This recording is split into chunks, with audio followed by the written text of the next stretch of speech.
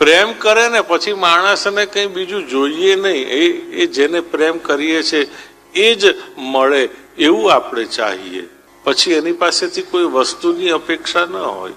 ભગવાનને પ્રેમ કર્યો તો ભગવાન જ જોઈએ આપણને, બસ એ મળે એટલે એમાં બધું આવી ગયું, એને બહાર બીજું કશું છે નહીં. પ્રહલાદજી કહે છે જો ભગવાન મળે અને પછી પણ આપણને ભગવાનની પાસે માંગવાની ઈચ્છા થાય તો આપણાથી બુરું બીજું કોઈ નથી. ઢાંકણીમાં પાણી લઈને ડૂબી મરવું જોઈએ. બોલો બાલકૃષ્ણ.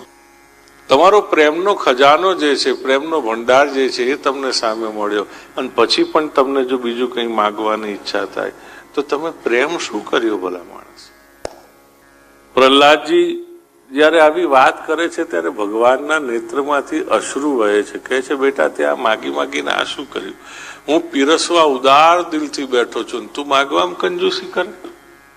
પંગતમાં બેઠા છો, જમવા કોઈ દિવસ બેઠા છો, એમાં જોયું છે ને કેવું હોય, એક છેડેથી પેલો નીકળે કમંડળ લઈને અને બૂમ પાડતો પાડતો જતો રહે, શાક શાક શાક શાક શાક શાક શાક શાક શાક શાક શાક, પીરસે નહીં કોઈને, બૂમો પાડીને જતો રહે, શાક શાક શાક શાક શાક શાક, દાળ દાળ દાળ દાળ દાળ દાળ દાળ દાળ દાળ દાળ, પીરસે નહીં, ખાલી બૂમ પાડીને જતો રહે. પેલું કે સૌરાષ્ટ્રમાં એક વખત પ્રસંગ ઘરમાં હતો અને અચાનક બહુ બધા મહેમાન આવી ગયા, તો હવે શું કરશું? તો કે એક બહુ મોટા ભાભા હતા, મૂછો વાળા ને એવા ભારે ખમ અવાજ વાળા, એને પીરસવાનું સોંપી દીધું.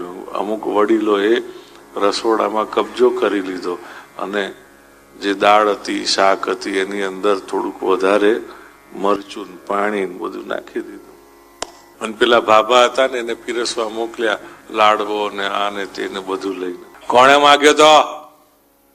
જોઈને જ કોકને બીક લાગે અને પછી બોલે પણ એવી રીતે. એટલે કોણે માગ્યો તો? ભગવાન બહુ દયાળુ છે.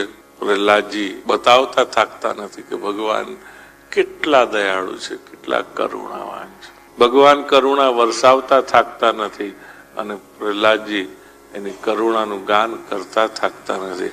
એટલા જ માટે કહે છે સંતો કે ભગવાનને વર્ણવવા સહેલા છે પણ ભગવાનની કૃપાને વર્ણવવી અઘરી છે.